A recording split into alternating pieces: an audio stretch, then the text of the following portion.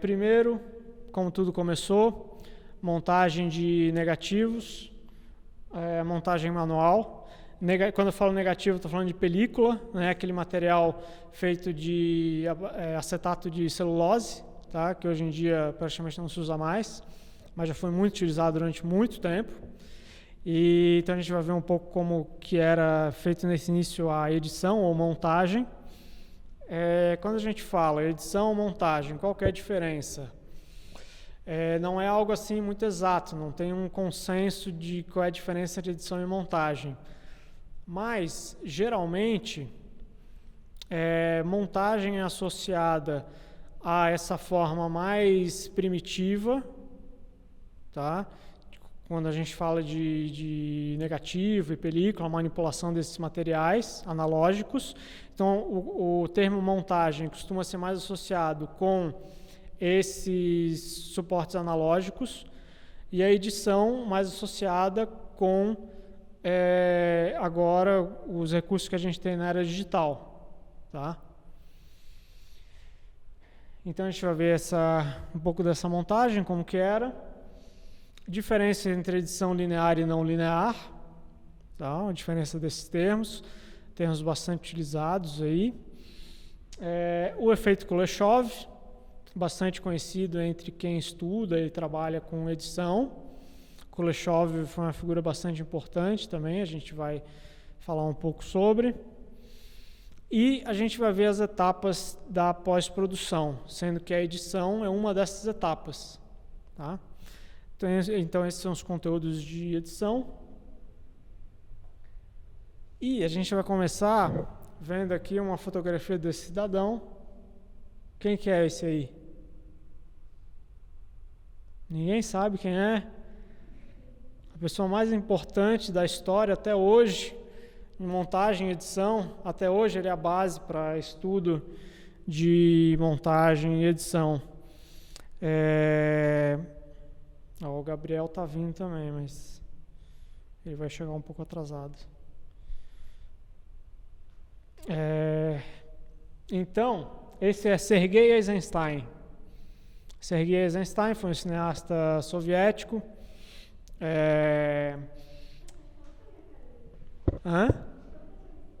Você não reconheceu ele? Então, essa é uma foto dele. Esse era essa carinha do Sergei Eisenstein.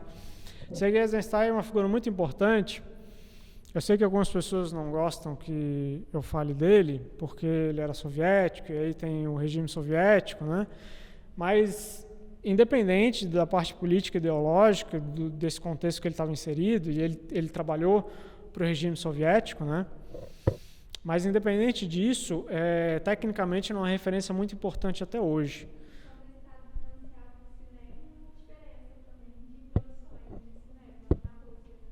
Como é que é? O Estado meio que investia no cinema e a diferença das produções para,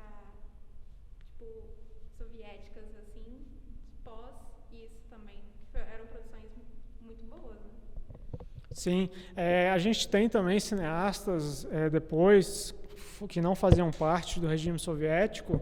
Por exemplo, o Tarkovsky, o Andrei Tarkovsky, ele não se identificava nem um pouco, teve até problemas com o regime soviético, e um dos grandes cineastas russos também, né? Então a gente tem cineastas ligados ao regime e também não ligados ao regime, de grande qualidade técnica, né? Mas o Eisenstein até hoje ele é uma grande referência porque ele tinha um perfil que é muito raro. Ele era ao mesmo tempo um grande cineasta, fez filmes que são considerados tecnicamente de nível muito alto, e ele também foi um grande teórico. Então, até hoje, os livros dele sobre montagem são referência, né? Depois eu vou dar as indicações e vocês vão ver que ele, até hoje, é um dos autores mais respeitados, porque montagem e edição é algo muito prático, né? Muito técnico. Então, muito pouca gente teorizou de forma consistente sobre isso. E quem mais fez isso até hoje foi o Eisenstein, né? Então, por ele ter esse perfil muito raro de conseguir ele tinha um perfil, ao mesmo tempo, muito prático e muito teórico. Então, ele conseguiu teorizar em alto nível e também fazer filmes, né, de alto nível. Lá naquela lista que eu passei para vocês, tem um filme dele, que é o Encoraçado Potemkin. Além de Encoraçado Potemkin, os filmes mais famosos dele são Outubro e A Greve. E esses 3 filmes são os mais famosos dele.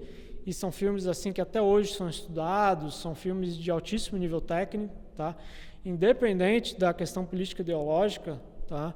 É claro que se a gente for comparar o Eisenstein, por exemplo, com o Griffith, David Griffith, que até hoje é a base do que a gente tem do cinema ocidental e comercial, é o oposto. O Eisenstein, ele intencionalmente quis fazer o oposto do que o Griffith fazia, né?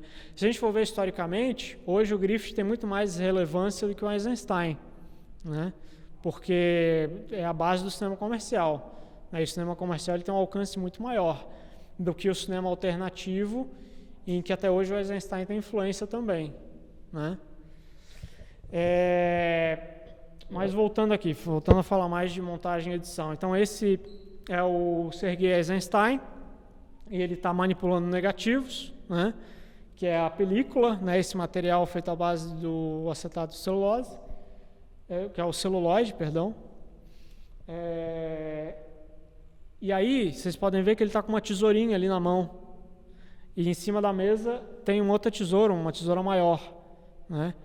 Então, antes de a gente ter computadores, como a gente tem hoje para fazer edição, se fazia assim de forma manual, cortando e colando o negativo na mão, né?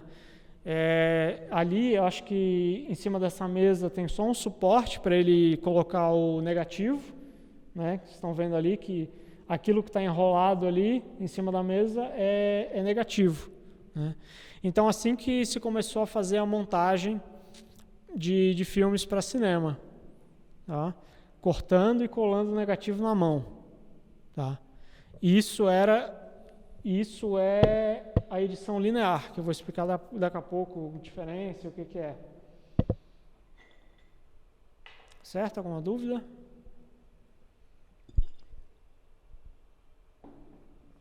Bom, então esse Sergei Eisenstein, como eu falei para vocês, é uma figura muito importante até hoje.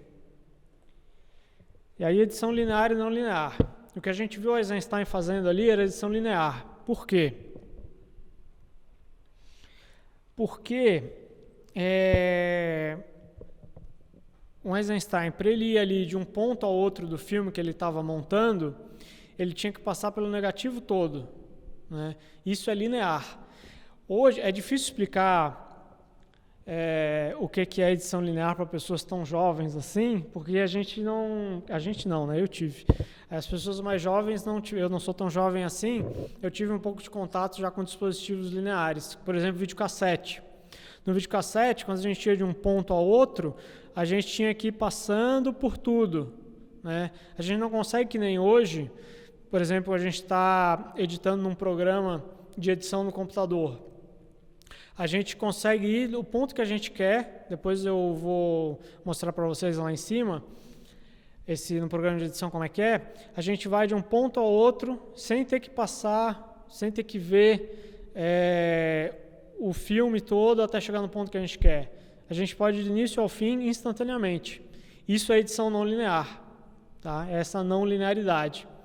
Já a linearidade, se você estava no começo do seu material e você queria até o fim dele, você ia ter que assistir tudo. E aí, a gente pode, com o nosso senso comum, pensar então que a edição linear é muito melhor que a edição não linear é muito melhor que a edição linear, né? Muito mais prática, só tem vantagens. E não é bem assim. Qual que é a vantagem da edição linear em relação à edição não linear? Vocês sabem de alguma?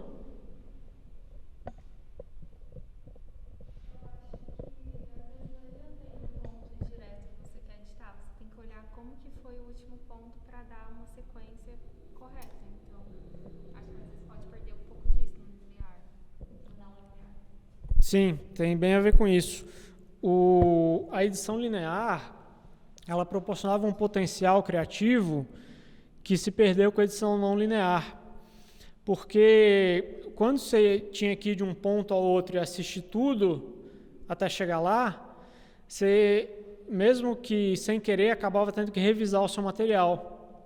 E aí, com essa revisão forçada, você poderia surgir novas ideias, você poderia reparar algo que não tinha reparado antes, né?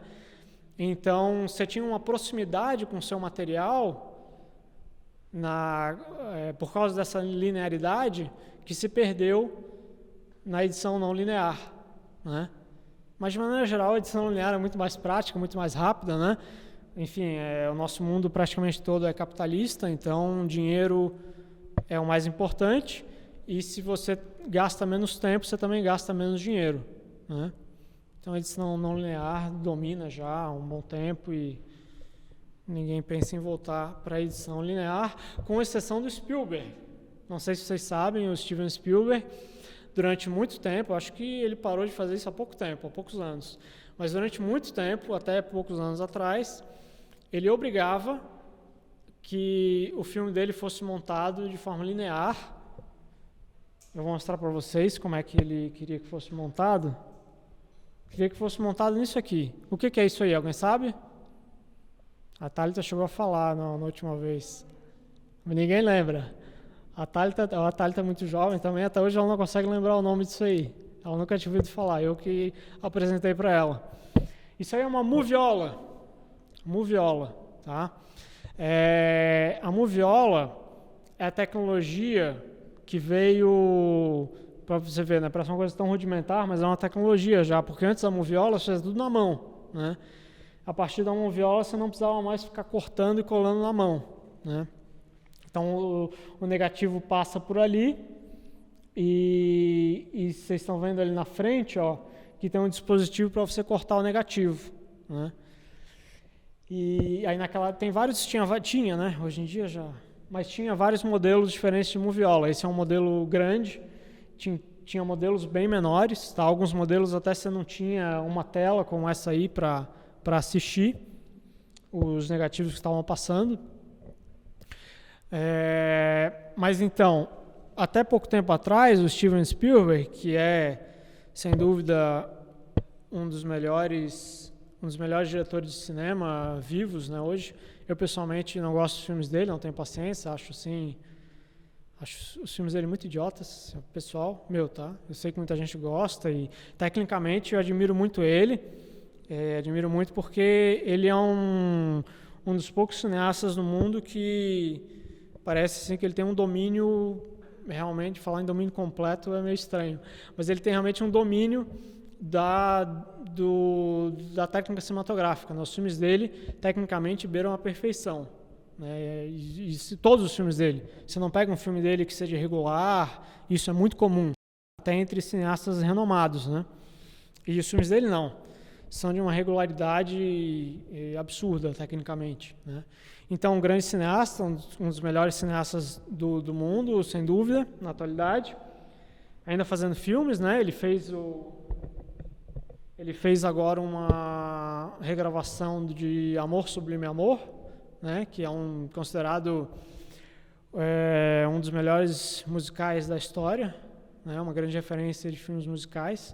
Ele fez agora uma regravação. Então, até pouco tempo, o Spielberg, ele obrigava o montador dele a usar uma moviola, né? Mas quase ninguém mais usava, e acho que ninguém mais usa hoje em dia.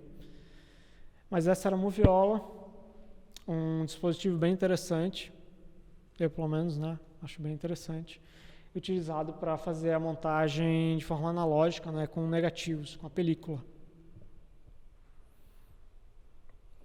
Na universidade que eu estudei tinha uma moviola, mas só uma pessoa na universidade sabia mexer nela, e ela estava estragada, não estava funcionando, e não consertaram, porque era muito difícil, né, achar alguém que consertasse, que soubesse consertar, e como só uma pessoa sabia operar ela também, aí acabou ficando lá estragada, ficou como peça de exibição mesmo, né? Então eu, infelizmente, nunca tive a oportunidade de operar uma. Mas essa é a moviola, a gente pode falar que era, né? Porque ninguém mais deve usar hoje em dia. A única pessoa lá da minha universidade que sabia utilizar, que sabia operar a moviola, era uma professora minha que se formou em Cuba. E Cuba, também, independente da questão política, ideológica, tá? Mas, não sei se vocês sabem, mas o curso de cinema de Cuba, ele foi fundado por algumas pessoas, entre elas Coppola, né? Francis Ford Coppola, também considerado um dos melhores diretores de cinema, né? E fez a série O Poderoso Chefão, né? É considerada entre os melhores filmes da história também do cinema. Enfim, o Coppola, que também é esse grande diretor, foi um dos fundadores do curso de cinema em Cuba. O Gabriel Garcia Marques, que ganhou o Prêmio Nobel de Literatura, também foi um dos fundadores. Então, e ele escreveu roteiros também, né, para cinema. Ele tinha também conhecimento na área de cinema, gostava muito, se interessava muito por cinema, né? Então, na fundação do curso de cinema em Cuba, teve pessoas com um nível de conhecimento técnico muito alto, né? E durante algum tempo, o curso de cinema de Cuba foi considerado o melhor do mundo, né? Mas Cuba, é claro que por questões político-ideológicas muita gente vai contestar isso, mas em algumas áreas Cuba até hoje é referência. A medicina cubana é referência também, já foi considerada a melhor do mundo.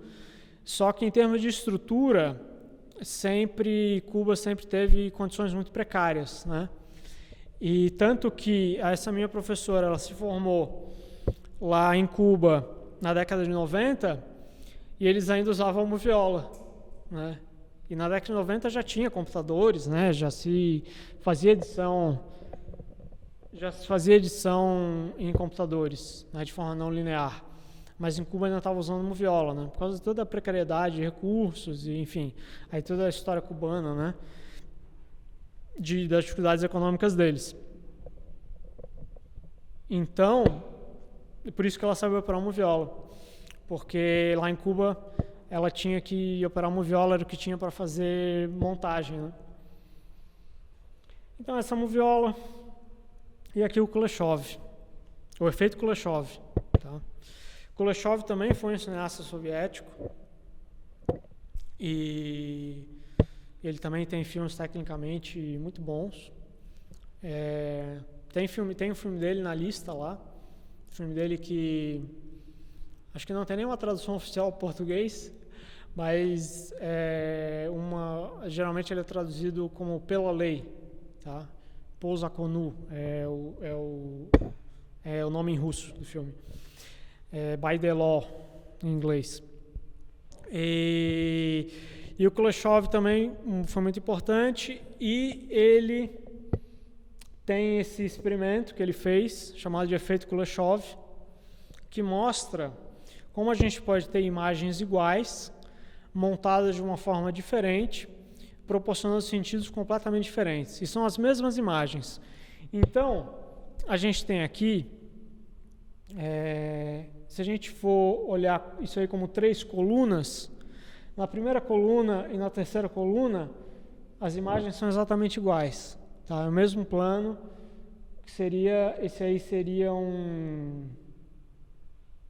entre um primeiro plano e um close, tá, desse homem. Boa tarde. Vamos ficar à vontade aí, pode sentar. A gente já começou, mas depois eu vou disponibilizar a gravação e dá para recuperar o que já passou. Então, efeito Kuleshov, um experimento bastante importante até hoje, tá? Quem estuda e trabalha com edição é bastante entusiasta do efeito Kuleshov, porque ele é bem interessante e mostra o poder e a força da montagem. Porque a gente tem, então, como eu estava falando, os planos são iguais ali, Se a gente for olhar como linhas, tá? Como 3 linhas, e cada linha como parte de uma sequência de 3 planos, a gente tem o primeiro plano, esse homem olhando aqui em direção à câmera. Depois, o próximo plano é o prato de comida. Terceiro plano, o plano final, de novo ele, é o mesmo do início. Tá? Então a gente tem 2 planos iguais, no início e no fim. O que o Kuleshov mostra com esse experimento? Que a gente tendo planos iguais, com a mesma expressão, dependendo do que a gente coloca entre essas expressões que são iguais, o sentido é completamente diferente. Talvez aqui, na imagem estática, não fique tão claro, mas vocês podem procurar depois, isso tem no YouTube um monte, tá? Procura o efeito Kuleshov e vai ter essa sequência aí. Então, quando aparece o prato de comida ali, depois quando vai para o terceiro plano, a gente vê a cara dele de novo, a gente tem a impressão que ele está com fome. Se a gente for ver ali a criancinha morta, a gente tem a impressão que ele está triste, está com sentimento de luto, né, por essa criança. E na última ali, na terceira sequência, quando a gente vê depois o último plano com o rosto dele, a gente tem a impressão que a expressão dele é de desejo por essa mulher. Então percebem que é exatamente o mesmo plano, e dependendo do que a gente coloca antes do último plano com a expressão dele, a gente pode ter sentidos completamente diferentes. Né? Então esse é o efeito Kuleshov. Ele mostra toda a força e a capacidade de criar significados da montagem. Tá?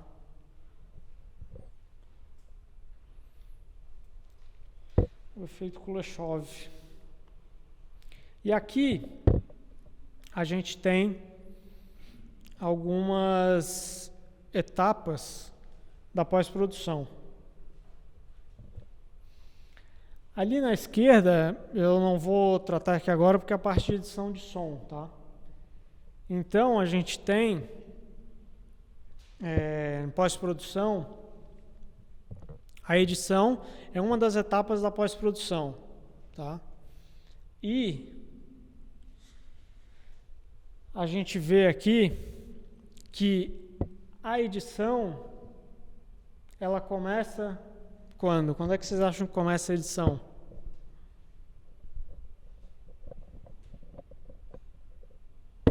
A edição começa no armazenamento.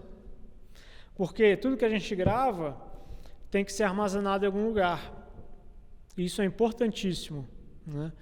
Porque se a gente não toma cuidado, como a gente vai armazenar o que a gente capta, a gente depois pode nem ter material, né? Por isso que o armazenamento é muito importante. E é quando começa o processo de edição aqui. Vocês veem ali, ó, storage, que é o termo que ele está utilizando em inglês para armazenamento. E ali em storage, a gente tem HDD e SSD. HDD, a gente está falando em disco rígido. Tá? Disco rígido ou disco sólido, que é o SSD. Tá? São tecnologias diferentes de armazenamento. Hoje em dia, a tendência é cada vez mais usar SSD, tá? Disco sólido, porque é muito mais rápido. Tá? É uma tecnologia diferente, é uma tecnologia mais recente. Não necessariamente o SSD vai ser sempre melhor, só tem vantagens em relação ao disco rígido. Tá? Mas a tendência é cada vez mais se utilizar SSD, tá? Porque é muito mais rápido, mais prático, né?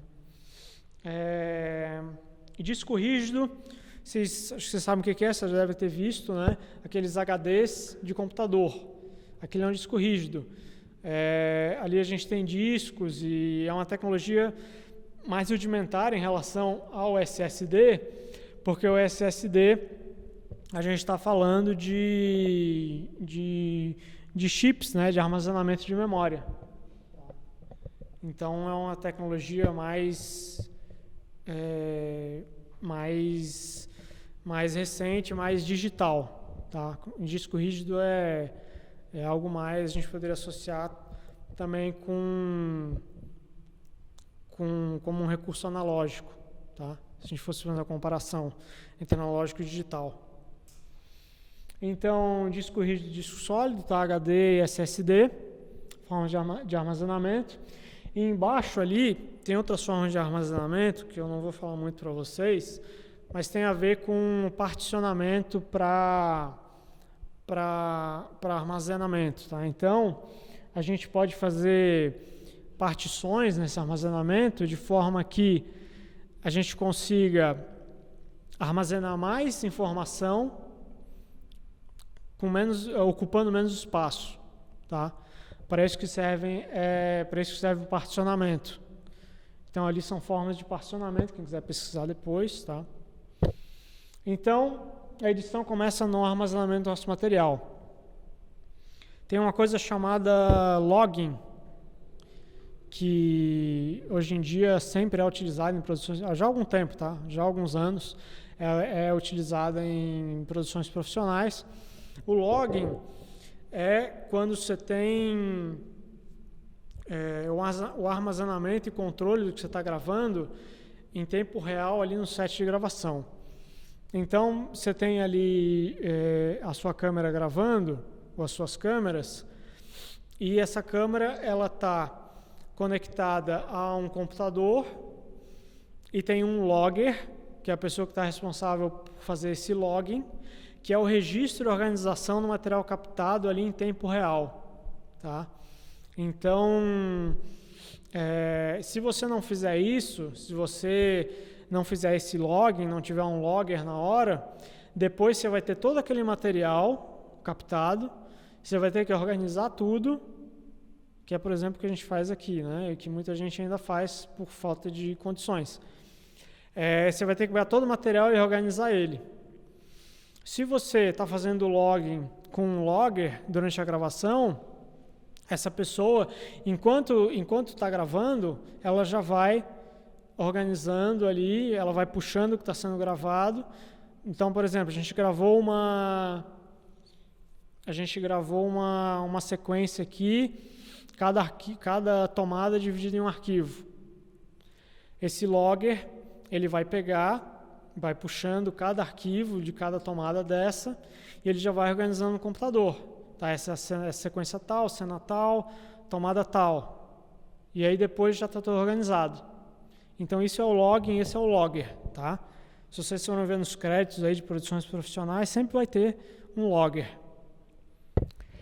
E aí esse logger, ele está cuidando do armazenamento, como que esse material está sendo armazenado, e ele também já está fazendo a primeira etapa ali do que está como edição, que é organização. A organização do material você, falando aqui em meio digital, né?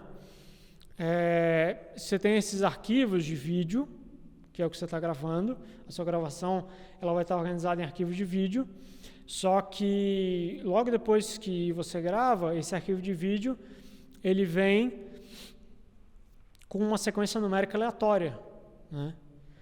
E aí você deve nomear esse arquivo de uma forma que depois facilite na organização do material, né?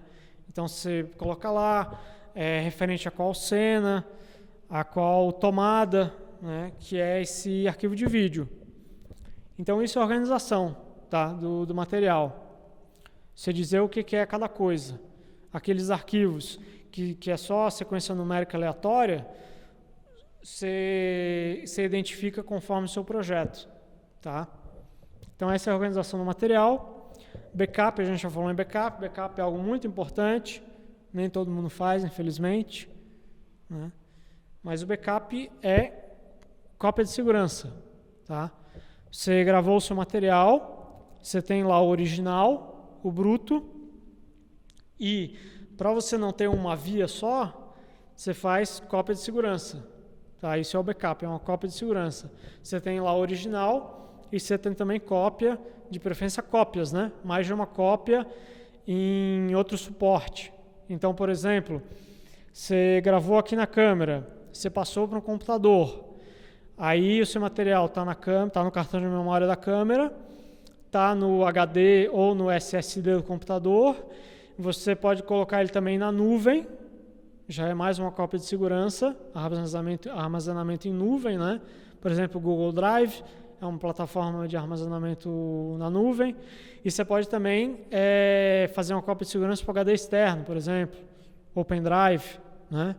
Então isso é backup, isso são cópias de segurança, tá? Ali a gente tem um termo também que é assembly, que seria a reunião do seu material. Então, a gente começou lá com os arquivos de vídeo, sequência numérica aleatória. A gente identificou o que é cada cena, cada tomada. Depois a gente pode continuar organizando melhor esse material, reunindo esse material. Então, se eu tinha lá cenas de tomadas soltas, eu posso organizar em sequências, eu posso ter projetos diferentes, e aí cada projeto tem sua sequência, suas tomadas, suas cenas. Então, isso é a reunião de todo esse material e começar a colocar ele no que vai ser a plataforma de edição. Tá? Então, todos esses arquivos soltos que você tem, você vai começar a organizar eles na sua plataforma de edição. Tá? Que hoje em dia vai ser um programa de computador, né, onde você vai editar. Então, essa é a reunião de forma mais rudimentar do seu material antes de você começar a editar ele. Tá? Quando o seu material já está reunido, ele já está na sua... já está no suporte onde você vai editar, aí você pode começar a fazer a sincronia de áudio e imagem. Por que tem que fazer a sincronia de áudio e imagem? Porque profissionalmente a gente sempre vai ter a captação de áudio e imagem feita de forma separada, né? Que é o que a gente infelizmente não está fazendo aqui por uma série de motivos, né, que eu já comentei. Mas em contextos em que tem mais gente, mais condições, de maneira geral, você tem dispositivos específicos só para fazer a captação de áudio e dispositivos específicos só para fazer a captação de imagem. Então, imagem e som são registrados separadamente. Então, você vai ter, por exemplo, um cartão de memória, cartões de memória só com arquivos de vídeo e cartão de memória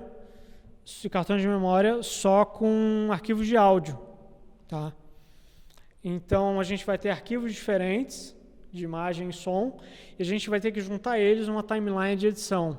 Timeline é o espaço ali... depois eu vou mostrar para vocês que a gente tem um espaço digitalmente falando, onde a gente vai editar esse material gravado. Tá? E aí, na timeline de edição, você vai ter esses arquivos de imagem, esses arquivos de áudio, que foram captados de forma independente. Então, eles têm timecodes diferentes. Relembrando que timecode é a forma como a gente organiza a duração do nosso material. Tá? A timecode é um reloginho que marca a duração do nosso material. Eu mostrei para vocês já na parte de som. Então, ali na timecode a gente tem as horas, os minutos, os segundos e os quadros, os frames. É assim que a timecode funciona. Então, a gente vai ter timecodes diferentes, a gente vai ter que sincronizar esses arquivos de imagem e de áudio. Tá? Então, essa é a sincronia de áudio a que se refere ali. E, depois de toda essa preparação, a gente começa a realmente editar. Porque agora a nossa timeline, ela tá com muito material. Então, por exemplo, uma vez quando eu estava na faculdade, eu fui estagiário num projeto de mestrado lá na universidade, e uns professores da Unicamp, inclusive, e que estavam dando aula lá nessa universidade. E eles não tinham conhecimento técnico nenhum, né, de audiovisual. E o projeto deles era um documentário média-metragem, que deveria ter a duração ali de uns 40 minutos, no filme. E como eles não tinham muita noção, eles gravaram assim, dezenas de horas de material, acho que foi umas 30 horas de material, para depois ter só 40 minutos, né?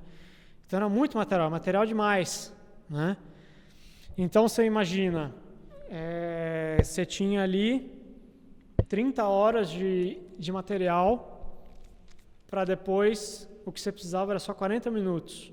Então você começa a sua edição com 30 horas, o que a gente tem ali de edição, é todo esse seu material bruto, e você vai começar a lapidar isso. O que são no caso lá, aquelas 30 horas de material? A gente tinha todas as sequências, todas as cenas, todas as tomadas. Então, quando a gente começar realmente a editar, a gente vai pegar só as tomadas de cada cena que a gente precisa, né? Então vamos dizer que na nossa primeira cena foram feitas 8 tomadas, tá? 8 tomadas numa produção profissional não é muito, tá? Pra vocês terem uma ideia, o último filme Missão Impossível, que eu assisti inclusive no cinema, tecnicamente é um filme ótimo, tá? Recomendo quem gostar de filmes de ação e tal, mas eu não teria paciência para assistir de novo, com certeza. Mas tecnicamente é um filme excelente, com Tom Cruise, né? Acho que ele já atuou em vários, né, filmes de Missão Impossível. Acho que esse foi Missão Impossível 8, alguma coisa assim. Eu já perdi as contas também, porque são muitos.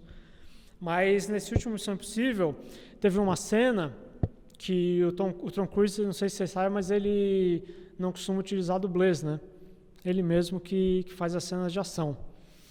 E tem essa cena em que ele está no helicóptero, ele está lá lutando com o vilão do filme, que é o Henry Cavill, né, aquele que fez Super-Homem e tal. E aí ele acaba indo para a parte de baixo ali do helicóptero, que eu não sei como é que chama, mas é aquela parte que o helicóptero usa para pousar, né? E aí o Tom Cruise ele está pendurado no helicóptero por essa parte de baixo ali. E é uma cena muito complexa, né? E o diretor ele repetiu 100 vezes essa cena. Foram 100 tomadas, né?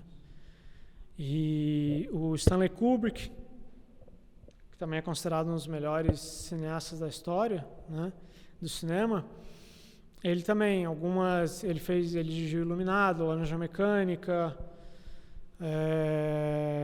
2001 Odisseia no Espaço, inclusive 2001 Odisseia no Espaço está na lista lá. E ele também, algumas tomadas, ele repetia 100 vezes, né? Então, 8 tomadas não é muita coisa, né, se você for comparar com o número de vezes que você pode repetir, o número de tomadas que você pode fazer, né?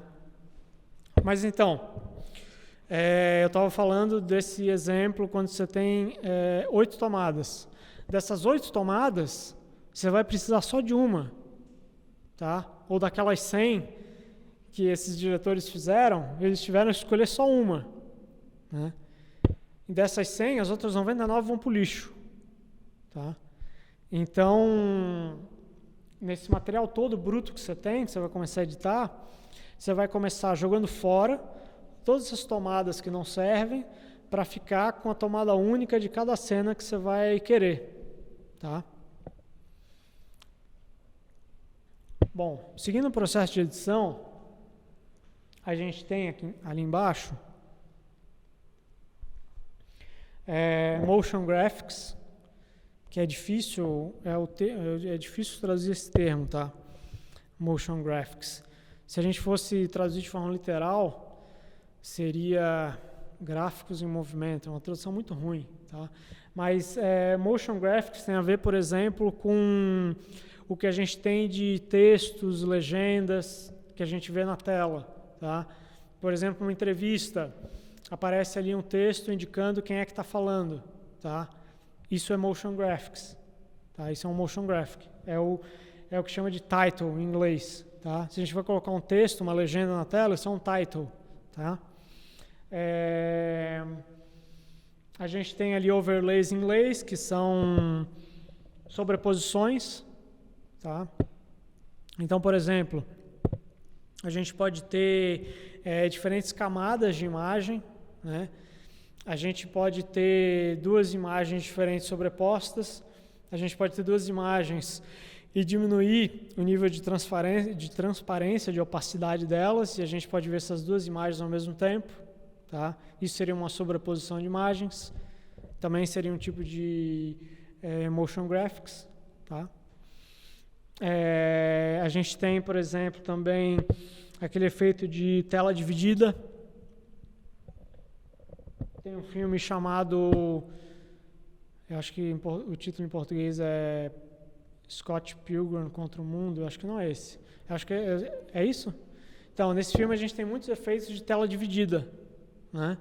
A gente vê os personagens, sei lá, meia dúzia de personagens mais ou menos, eles aparecem todos na mesma tela, cada um num pedacinho da tela, né? Hã? Exatamente, né? Muito parecido com... remete muito à linguagem em quadrinhos, né? Então, isso também seria motion graphics, tá? Esse tipo de efeito. Isso se faz na edição, né? Tem efeitos também, vários efeitos, né? Tem vários efeitos que aparecem no videogame também. Como assim, efeito de videogame? No filme. Ah, tá, você tá falando do filme. Achei que você estava falando de maneira geral. Sim. Esse filme trabalha muito com efeitos, né? Eu não assisti esse filme, tá? Sinceramente, eu só pesquisando, eu ouvi algumas imagens dele, mas eu não assisti. Aquele ator bem conhecido, é o Michael Cera, né? A gente tem ali idents. Idents é o que a gente chama em português de vinheta, tá? São aquelas... Tem inclusive nas gravações do Grave, tá? No começo e no final a gente tem vinhetas ali, principalmente no final, né? Que tem a vinheta aqui da UFTM, do Centro Cultural, da Proeste, que é a Pró-Reitoria de Extensão, né? O Centro Cultural faz parte da Pró-Reitoria de Extensão. A universidade que é organizada em pró-reitorias, né? Uma das pró-reitorias é de extensão, a qual o Centro Cultural faz parte. Aí vocês forem ver lá no final dos vídeos das nossas gravações, tem essa vinheta, que é uma vinheta, no caso dessa vinheta aí, são logos animados, tá? Logotipos animados. Isso que é a vinheta nesse caso. Então, idents é o termo em inglês que a gente chama aqui em português de vinheta, tá? Eu acho que a porta está aberta, né? Você pode fechar a porta, por favor? Porque está entrando um vento encanado aí, que vocês devem estar sentindo um pouco de frio até, né? Eu acho que fechando a porta vai melhorar.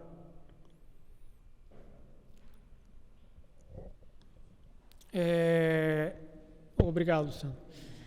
Então, aí dentro são as vinhetas, e aí a gente tem outros tipos de efeitos mais básicos, tá? Aí a gente tem uma infinidade de efeitos. Depois eu posso mostrar para vocês lá.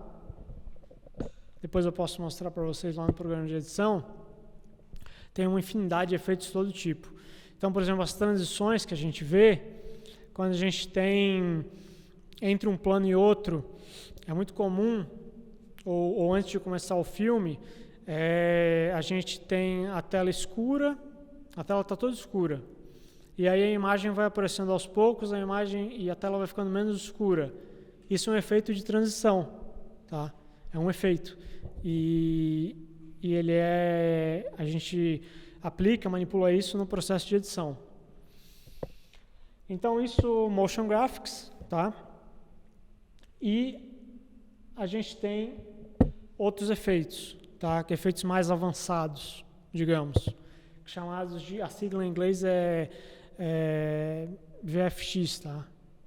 VFX. Essa sigla VFX é de Visual Effects. Então a gente tem a rotoscopia. Rotoscopia, que é uma técnica de animação. A rotoscopia, o princípio dela é o mesmo do que a gente tem hoje na captura de movimento. Vocês já devem ter visto, hoje é bem comum, filmes de fantasia, de super-heróis, muitos filmes. Tem um traje específico que é utilizado para fazer a captura de movimento dos atores, né, de quem está atuando. O princípio da rotoscopia é igual, só que na rotoscopia, a rotoscopia ela começou ainda no começo do século passado. Como não tinha essa tecnologia, você fazia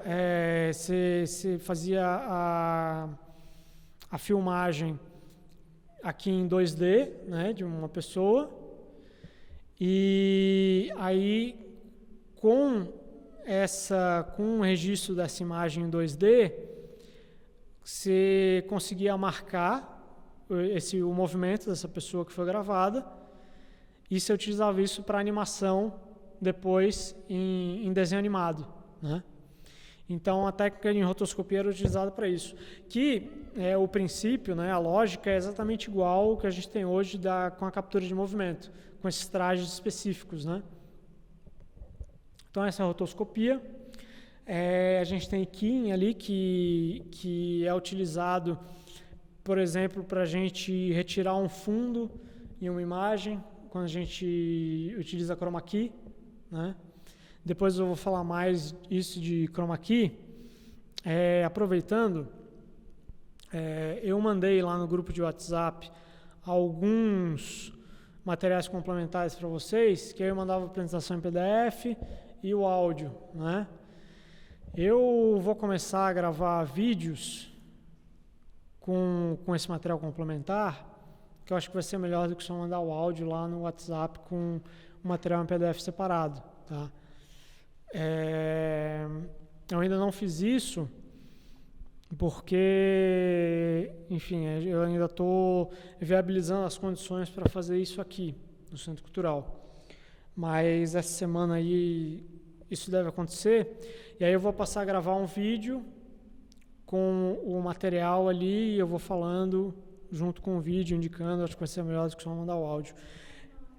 Vai ficar mais interativo, acho. Sim, sim. E aí entre esses materiais complementares, uma das coisas vou falar de chroma key. Chroma key. Eu não sei se você falou, eu perdi aí um pouco. Você vai passar os slides também em PDF? Sim, sim, sim. Porque eu até fiquei voltando lá para ver as outras e tem que abrir o link só, né? Não tem como salvar. Eu não consegui salvar, por exemplo, essa apresentação. Só consegui abrir pelo link, mas aí abre o link e não tem como salvar. Tá só para visualização, mas eu posso mandar em PDF. Tá, eu vou mandar em PDF daí. As outras e... Tá. Porque tem o link lá tá com a versão só para visualização, né? Mas eu posso mandar em PDF também. Então, quando fala em keying, está relacionado ao chroma key. E o chroma key é utilizado principalmente para a gente alterar um fundo, né? Então a gente grava em fundo verde ou fundo azul. Aí eu vou, no material complementar, vou falar a diferença entre fundo azul e fundo verde, quando que um ou outro deve ser utilizado e tal. Mas a gente pode ter fundo azul ou fundo verde. E a gente substitui esse fundo, tira esse fundo verde ou azul na edição e coloca um outro fundo, né? Enfim, isso é utilizado, por exemplo, muito em telejornal, previsão do tempo, né? Quando a gente vê atrás de quem está apresentando aquele mapa com o solzinho animado, as nuvens com a chuvinha caindo, aquilo é chroma key. Atrás daquela pessoa está um fundo de chroma key, né? E aquele fundo é substituído na edição, né? Para a gente, em vez de a gente ver esse fundo azul ou verde, a gente tem a substituição do fundo, né? Então esse é o KIM relacionado ao Chroma Key. Aí a gente tem efeitos em 3D, né? A diferença entre 2D e 3D, acho que é tranquilo, todo mundo sabe, né? 2 dimensões, 3 dimensões. 2 dimensões é quando a gente tem a imagem plana, 3 dimensões, essa terceira dimensão a gente tem a profundidade, né? Então essa é a terceira dimensão. E aí a gente pode ter um monte de efeitos em 3D também. A gente tem animações diversas também, né? Que a gente pode animar e dar movimento. Também é uma infinidade de efeitos de animação.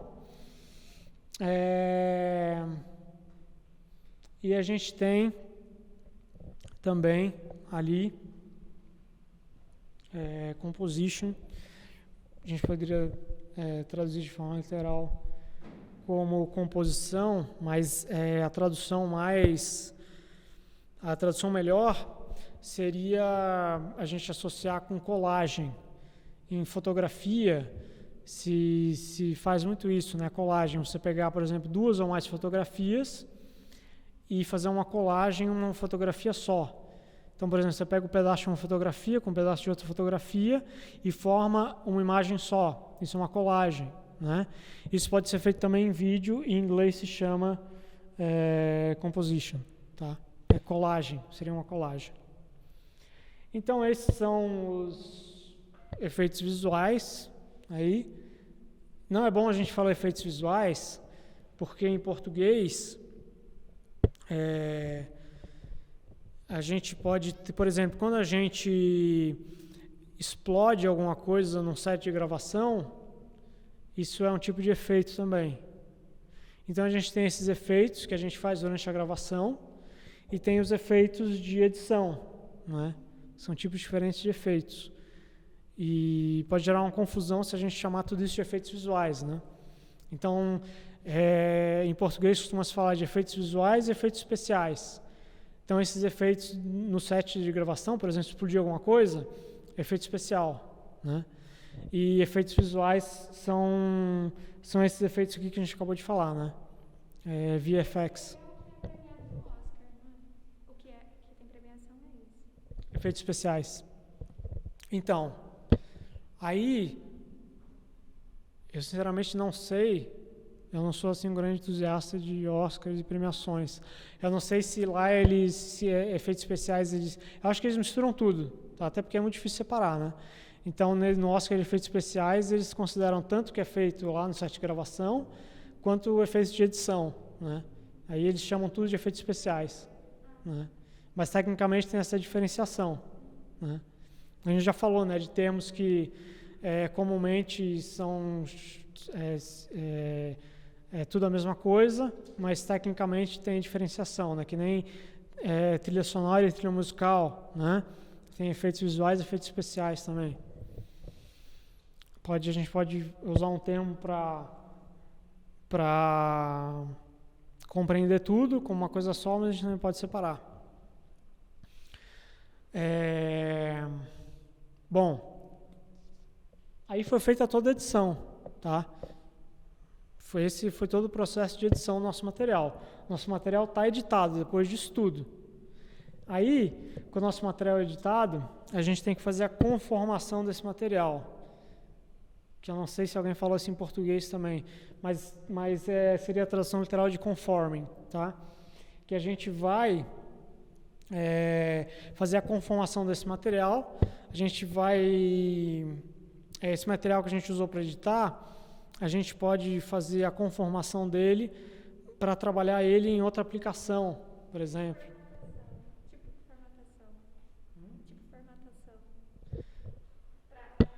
Sim, é porque formatação também é um termo muito amplo, né? Tem até formatação de roteiro. Então, também é um termo muito amplo. Em inglês se fala conforming mesmo, é um termo para isso, tá?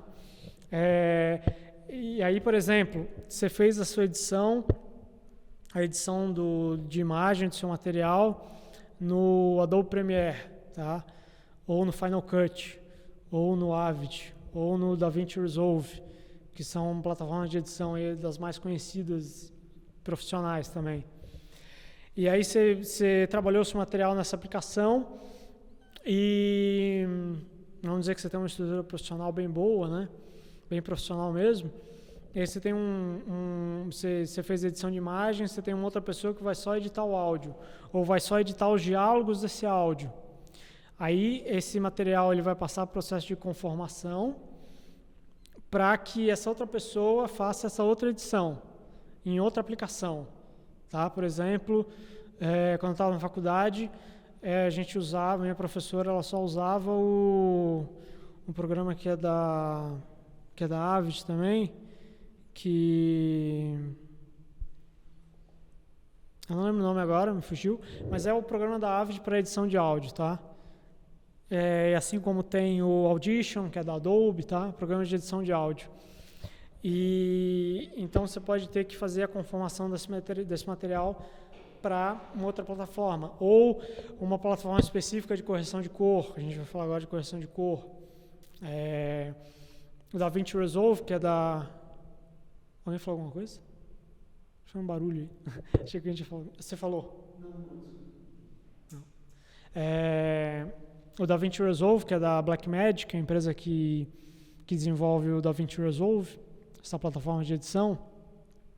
O DaVinci Resolve ele é muito reconhecido para correção de cor. Inclusive a Blackmagic ela desenvolve equipamentos específicos, equipamentos profissionais para correção de cor, né? Então você pode também ter que fazer uma conformação desse material para o seu colorista, né? Digamos, aqui no Brasil quase não tem coloristas, infelizmente, mas nos Estados Unidos é muito comum. Tem muitos profissionais que trabalham com isso, com a correção de cor, né? E são coloristas. Eles pegam o material editado e só fazem o ajuste das cores. Eu vou falar daqui a pouco de correção de cor aqui, é o próximo quadradinho ali, é a correção de cor, tá? O color grading. Isso em português é a correção de cor. Então, infelizmente no Brasil, essa é uma área que ainda precisa se desenvolver muito. Geralmente a gente tem, por exemplo, o Tropa de Elite, foi um filme que ele passou por um processo profissional de correção de cor. E na época isso foi feito nos Estados Unidos. Como tem muito poucos profissionais aqui no Brasil, muito poucos coloristas profissionais e muito pouca estrutura para isso, na época foi feito lá nos Estados Unidos. Mandaram um filme lá para os Estados Unidos para ser feita a correção de cor lá. Tem uma série chamada 3%. Alguém assiste essa série? É uma série brasileira. E só que acho que a segunda temporada eu olhei assim umas partes do primeiro episódio e a correção de cor tá sensacional, assim. Eles devem ter feito fora do Brasil também, porque é muito difícil ter uma qualidade de correção de cor como essa aqui no Brasil. Então, recomendo só dar uma olhada assim, nessa segunda temporada de 3%, só para ver a cor, assim, que a correção de cor foi muito bem feita. Então, a correção de cor, ela começa com correções mais básicas.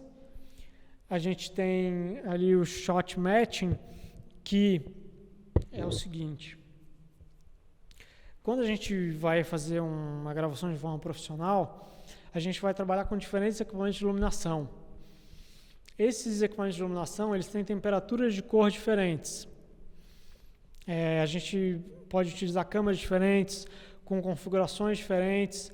A gente viu na parte de fotografia com aberturas de diafragmas diferentes, com velocidades de obturador diferentes. Enfim, tecnicamente essas imagens elas vão estar muito diferentes umas das outras.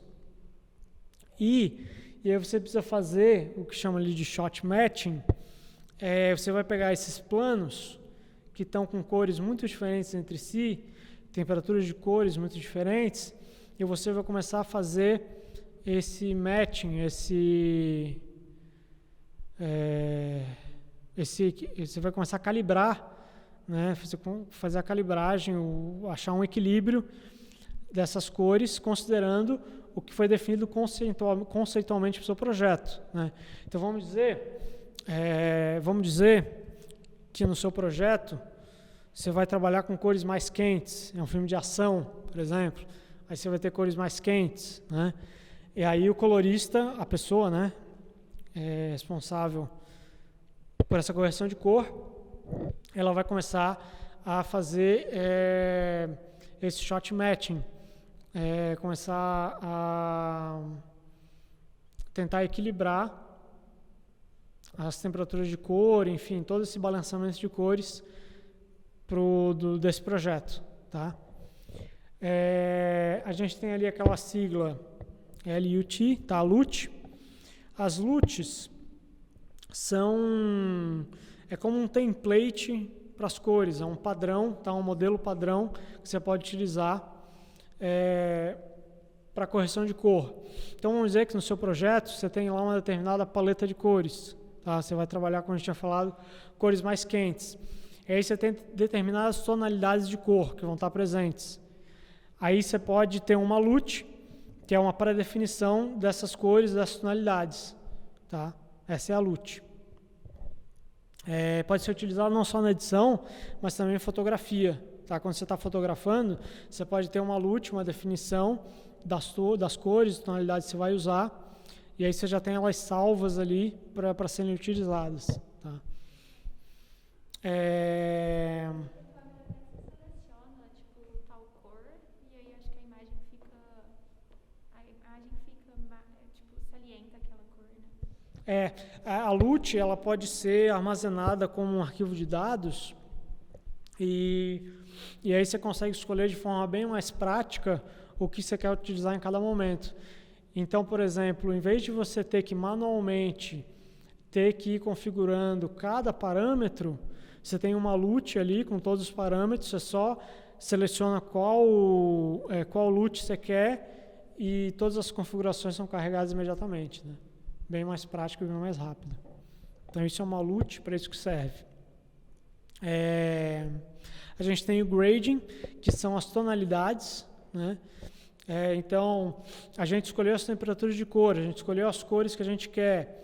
Dentro de uma mesma cor, a gente pode ter diferentes tonalidades, né? Tonalidades mais claras, mais escuras, mais equilibradas, né? Então esse é o grading, quando você vai afinar essas tonalidades, tá? E legalizing, tá? Legalizing, nada a ver com maconha nesse sentido. Legalizing, acho que não tem um termo em português para isso, a gente poderia traduzir assim de forma literal como a legalização. Legalizing é também você afinar as suas cores, tá? De forma que você pode ter padrões, por exemplo, você tem padrões de cores para determinadas transmissões. Então, o seu projeto, o seu vídeo ali, o seu material editado, ele tem que estar dentro de um determinado padrão de cores, tá?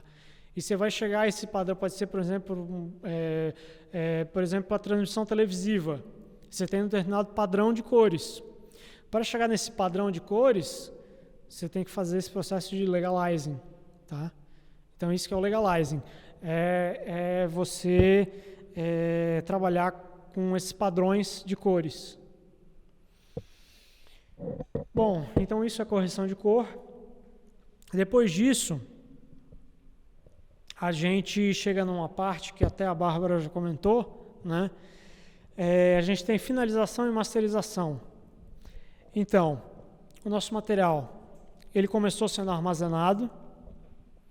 Depois de ser armazenado, ele foi editado, com todas as etapas ali que a gente viu, que podem fazer parte do processo de edição. Teve a conformação do aplicativo do aplicativo ou programa de edição por outros aplicativos. Teve a correção de cor. Depois de tudo isso, nosso material está pronto. Ele só precisa ser finalizado, tá? Na finalização, a gente vai ter esse material que está lá na timeline e ele vai passar a ser um arquivo em que a gente vai poder começar a exibir. Tá? Então, essa é a finalização. É um material que ainda está lá na edição e que a gente vai ter para masterização. E a gente falou na masterização, a masterização, então finalização é o processo que a gente precisa para chegar nesse material final, e a gente vai ter esse material final para exibição através da masterização. Então a gente falou, por exemplo, quando a gente gravava de forma gravava ou filmava, né, de forma analógica em película 16 ou 35 16 ou 35 milímetros, tá?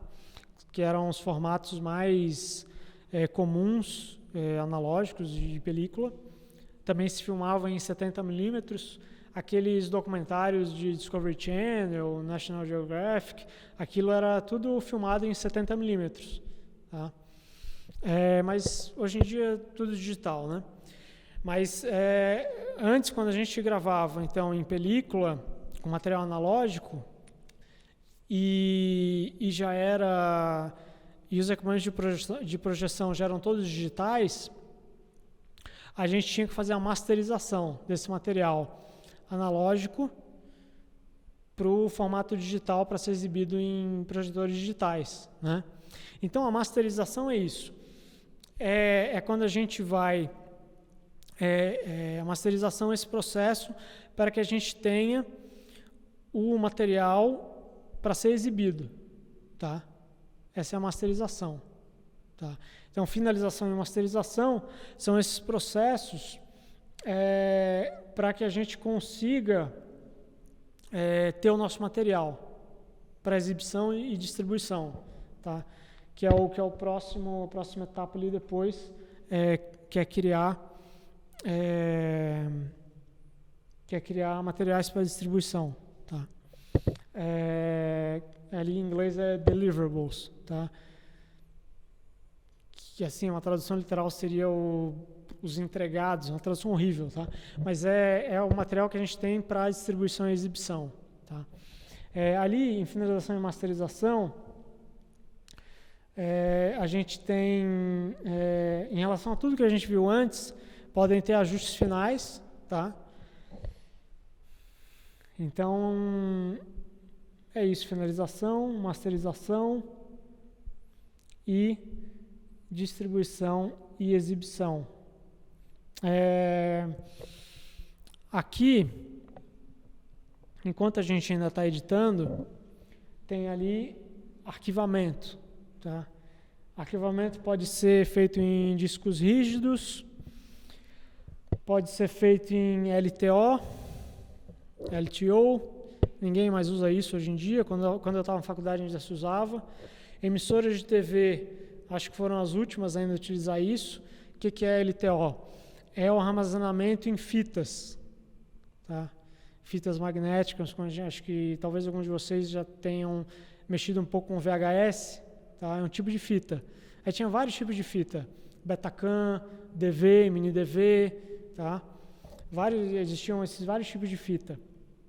Hoje em dia ninguém mais usa fita, né? É tudo digital, o armazenamento também. Enfim, outro tipo de fita também, armazenamento em película, né? Rolo de negativo também, era armazenado assim. Hoje em dia armazenamento todo feito de forma digital, né? Então, isso tudo é a pós-produção, tá? E edição propriamente dita é uma etapa da pós-produção que envolve todas essas outras etapas que a gente viu também, tá? Agora eu vou fazer uma revisão, tudo isso que a gente viu. A gente começou vendo como o início da montagem, né, de forma manual, ali com a Eisenstein, com as tesourinha, tesourona, cortando os negativos, colando eles. Depois veio a moviola, a primeira tecnologia para auxiliar na montagem desses negativos, né? Isso tudo a gente está falando de montagem linear, né, edição linear, porque na edição linear, a gente é obrigado a passar por todo o material para chegar de um ponto ao outro, né? Se a gente está lá no início do nosso material, a gente quer ver o final dele, a gente tem que passar por todo o material até chegar lá no final, né? Essa é a edição linear. Ao contrário da nossa edição não linear, em que a gente pode ir de um ponto ao outro de forma instantânea, né? Sem precisar passar por essa extensão do material que está entre um ponto e outro, né? Então, essa é a diferença entre edição linear e não linear. A gente viu o efeito Kuleshov, em que a gente tem no início e no final de uma cena os mesmos planos, só que ali, no caso do efeito Kuleshov, um exemplo que ele utilizou, ele colocou como planos intermediários planos diferentes, e a gente viu que a montagem assume sentidos completamente diferentes por causa disso, né? Então, o efeito Kuleshov ele serve para mostrar de forma prática todo o poder da montagem em atribuir significados, né?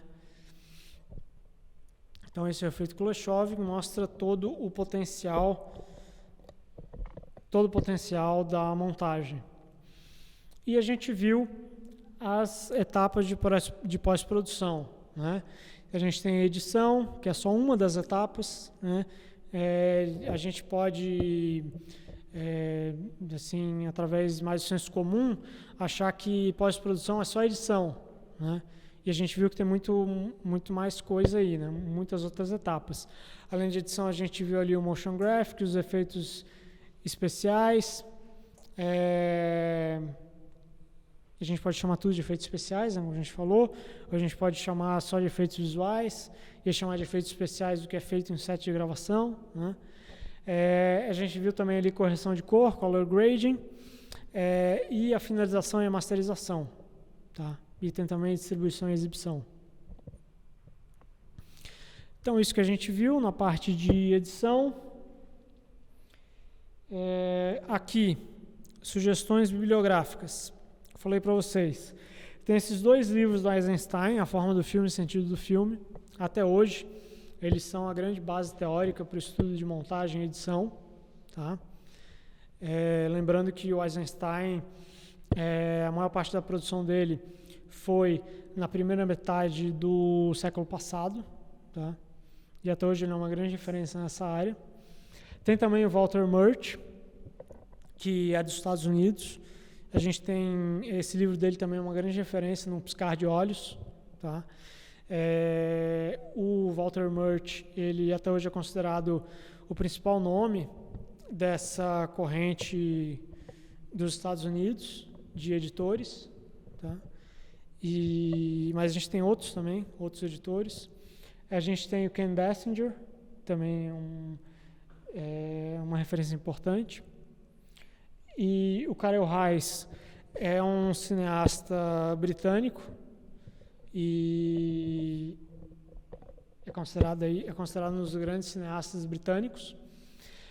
E ele fez filmes, né, que são, inclusive tem filme dele na lista lá, que eu indiquei para vocês.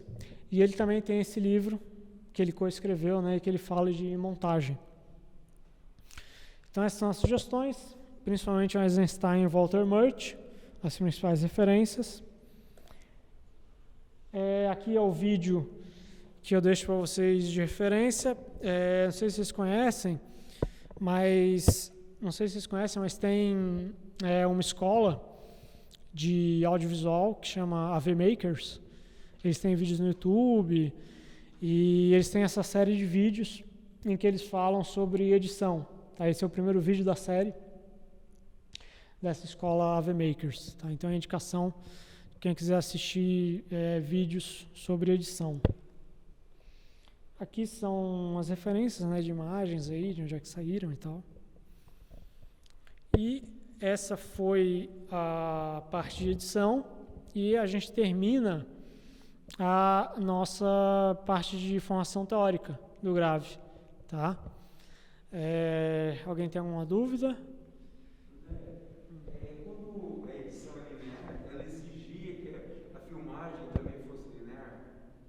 teria, por exemplo, do começo ao fim?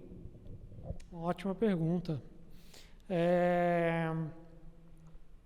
Por exemplo, há muito tempo que a gente grava de forma não linear também. Por exemplo, o Charlie Chaplin, todo mundo conhece, né? Uma grande referência de comédia, uma das grandes referências de comediante. Ele foi um dos últimos a fazer questão de gravar de forma linear. Porque o Charlie Chaplin, além de diretor e produtor e roteirista, ele também era ator, né? E também era protagonista dos filmes em que ele dirigia, escrevia e produzia, né?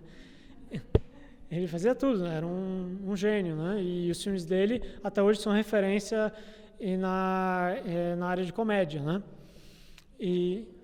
Hã? Muito cinema mudo também. Sim. Os principais filmes dele, ele chegou a fazer cinema sonoro também, né? Mas acho que o principal da filmografia dele é o cinema mudo, né? E o Chaplin, como ele também atuava, ele tinha consciência da importância para os atores de gravar de forma linear, na forma como o roteiro foi escrito, né? Mas já há muito tempo que se grava de forma não linear. Por quê? A prioridade não são os atores nem a atuação. A prioridade é a produção. Então,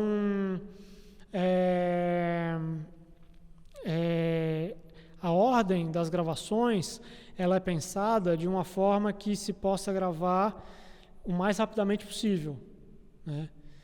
Então, por exemplo, quando eu estava na faculdade, eu gravei um curta-metragem e...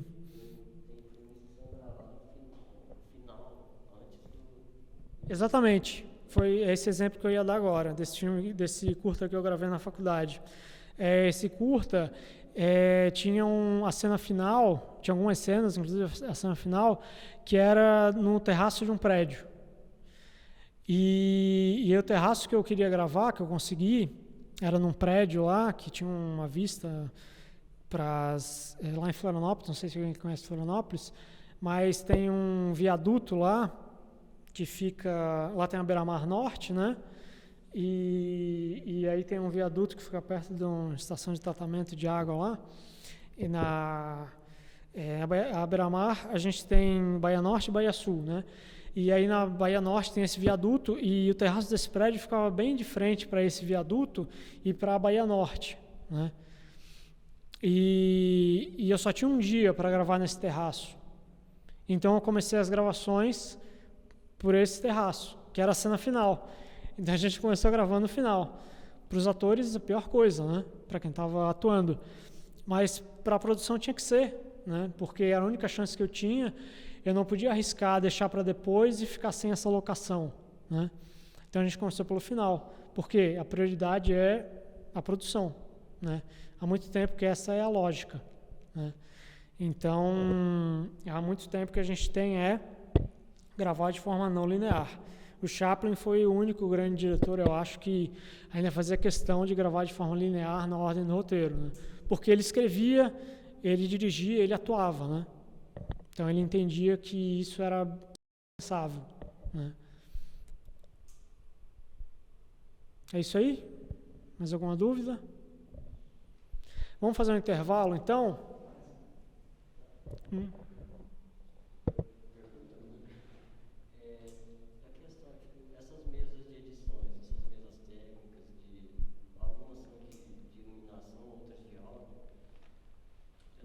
entendi. As mesas de edição, as mesas técnicas, assim, como elas são utilizadas durante o filme? Você está falando de mesa de edição, mesa de correção de cor, mesa de som, essas mesas, a diferença entre elas? De forma geral, e se eu posso, por exemplo, utilizar elas durante a gravação, alterando, ou depois na pós-produção, edição?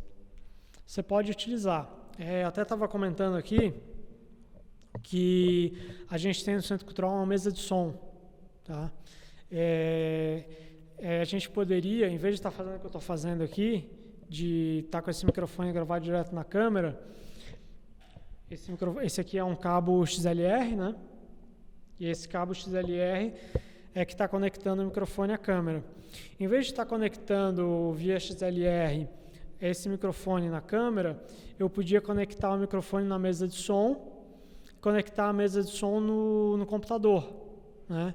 Aí eu estaria com a imagem gravada no cartão de memória da câmera e em separado o áudio gravado no computador, né? Através do microfone na mesa de som. Na mesa de som eu faria a regulagem e a conexão entre o microfone e o computador, né? Não se costuma fazer isso porque a mesa de som não é pequena, né? E a gente tem dispositivos que são bem menores que a mesa de som, bem mais práticos, né? Que eu mostrei na parte de som, aqueles vários modelos de gravadores portáteis de áudio, né? Que a gente tem. Então, não se costuma utilizar mesas durante a gravação porque mesas são equipamentos maiores, né? Então ocupam mais espaço, são mais difíceis de carregar. Por exemplo, você vai gravar numa externa, em que você precisa se deslocar muito, né? Como teve aqui a gravação, comentei com vocês, teve a gravação do Odisseia Zebu, o curta que eles gravaram em fazendas aqui próximas de Uberaba. Então, por exemplo, eles tinham uma cena em que eles gravavam um monte de boi correndo, né? Não sei se fala assim, que boi corre, enfim, né? Enfim, os bois estavam lá se deslocando, um monte de boi, eu vi isso, um monte de boi, assim, eram centenas de cabeças de gado, né? E aí depois você tinha que se deslocar vários quilômetros para gravar em outras locações, em outra fazenda, né? Aí imagina carregar um monte de mesa pesada, não é muito prático, né? Então você tem equipamentos menores, mais leves, mais portáteis que são utilizados para isso. Em pós-produção, em edição, a gente tem outro tipo de mesa. Quando a gente vai dublar, se usa mesa de som, né, com vários canais, você pode fazer vários tipos de regulagem. Tem mesas de edição, em que você, em vez de você utilizar o mouse para movimentar a agulha na timeline de edição, você tem uma mesa de edição com controles que você consegue se deslocar ali, se movimentar pela timeline de forma mais prática, né? E mais ergonômica também, né? Porque o mouse é terrível para postura e, né, punho, e não é nada ergonômico. Então você tem mesas de edição para facilitar a sua manipulação ali da timeline de edição. Você tem mesas para correção de cor, né? Inclusive a Blackmagic, que é a desenvolvedora do DaVinci Resolve, ela desenvolve mesas para correção de cor, que também são mesas com botões e controles específicos para auxiliar no processo de correção de cor, né? Na Rede Globo, alguma coisa assim, tipo na emissora, e acho que costuma ter as mesas também, né?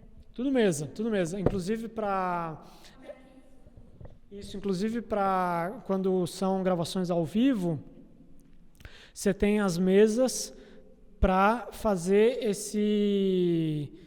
porque você tem um material que está sendo gravado e ele está sendo exibido ao vivo, né? E você tem mesas específicas também para fazer esse trabalho, né? Dessa transmissão ao vivo. Você também acho que controla a questão uma câmera, a outra, qual que está passando. Exatamente.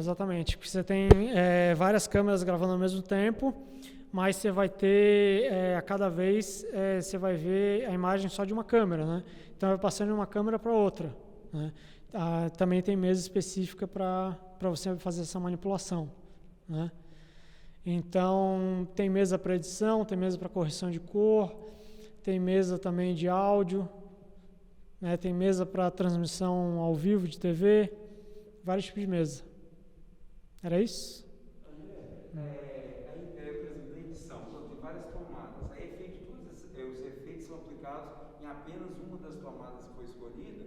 Ou aplica em todas para ver qual ficou melhor, quando tem muitas tomadas. Esses efeitos todos. Você até poderia, né, aplicar em todos, mas eu acho que ninguém vai fazer isso porque vai ocupar muito tempo e tempo é dinheiro, né? Então, quanto mais tempo você estiver ocupando quem está editando, mais você vai ter que pagar para essa pessoa, né? Então, tanto que a gente viu aqui,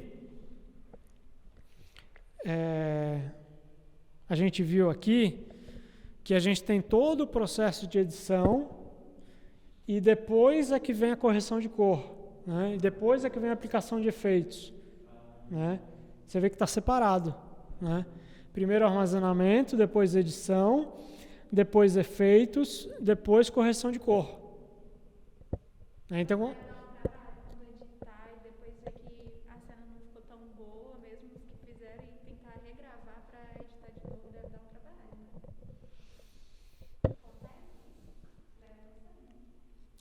raramente, né? Porque quando você grava,